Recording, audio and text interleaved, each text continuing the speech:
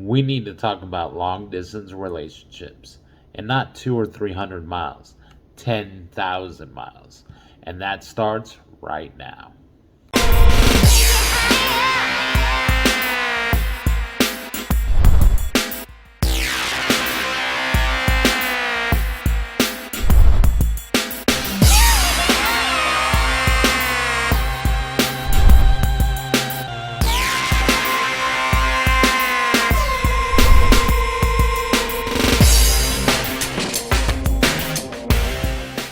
A lot of people think that long distance relationships are not that hard, but let me tell you that it has got to be more difficult than just having a regular relationship. A lot of people don't see how trust gets tested daily. It's different when you can just go into your room and open your door and look at your spouse or mate or whatever you're saying. But it's another thing when you're 10,000 miles away, and it's a trust level because you can't see what they're doing. You can only hear from them or friends if you made some out there or anything. So the levels of trust have got to be higher, or when you guys actually get together on a more permanent basis, then it's just going to be a ongoing battle. And nobody wants that. Well, nobody should want that. There are some people that that's their thing. There's some couples, and usually half the couple, but once in a while it's both sides of the couples, both both of the people in the couple, that they like to argue. We all have those friends that you're talking to them and they're arguing with their girlfriend or boyfriend at the same time. You're like, "How you doing today?" "I'm doing." "Well, shut up! I'm trying to talk. What is it?" Who likes being like that? I mean, no, I don't, but there are some people that enjoy that. And being in a long distance relationship, at least what I've seen of it, the challenge is monumental, because if me and her or start arguing with each other, she can just hang up on me. And I've got to sit there and stew longer and longer with not being able to say anything.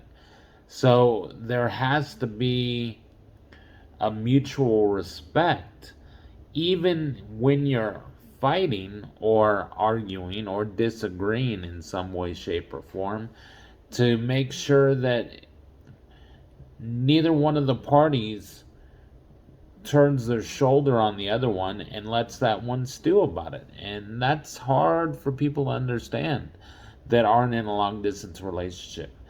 And we're not talking about long distance relationships a couple 100 miles. Anybody can get on an airplane and go from Vegas, where I'm in, to California that day and see your spouse, your significant other. But for me and for her,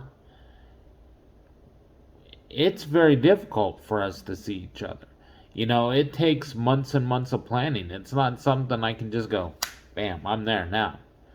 And especially with the stuff that's going on, when you get somewhere over a long distance, you have to be locked down from 5 to 7 days. So think about that. The distance you got to travel, you got to make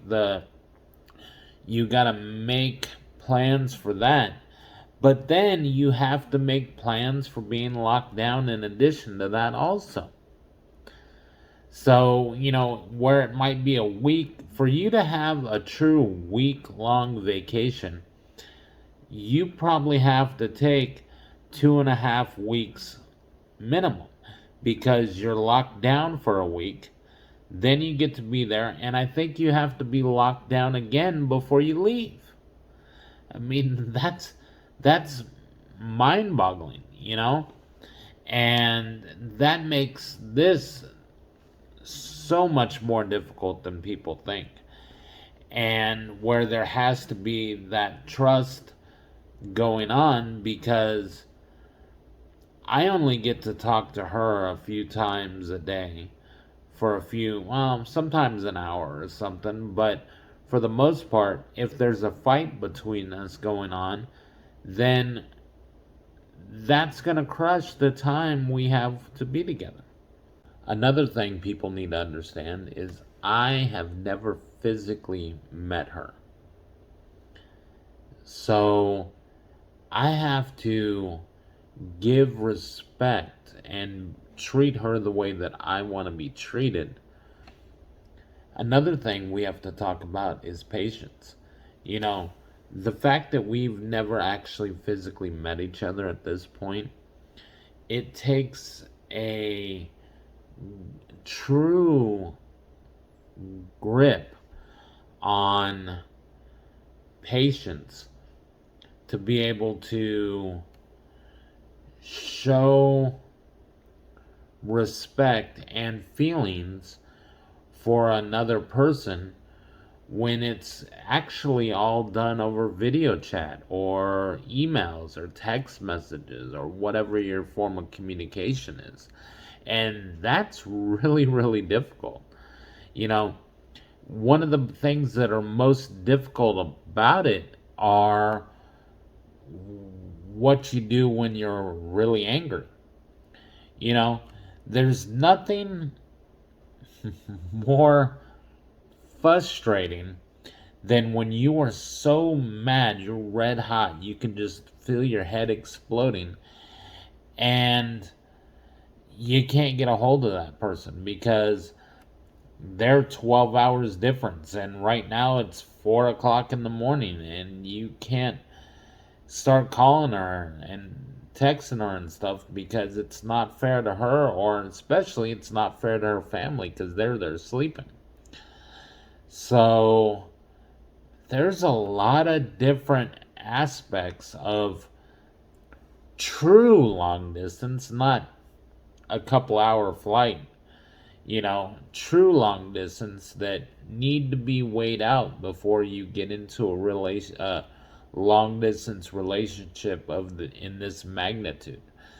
But I can tell you that this woman, and I'm sure I've said her name before, Rhea, this woman, I would wait 100 years for. So if I have to wait another couple months till this issues get taken care of to see her, then I'm going to do it, because there's no other woman in the world that will fill my heart the way that she does. I'd love to hear what you guys think. Leave your comments below, like and subscribe to the channel, and ask any questions you have, and maybe I'll make my next YouTube video on that. Thank you. Have a good day.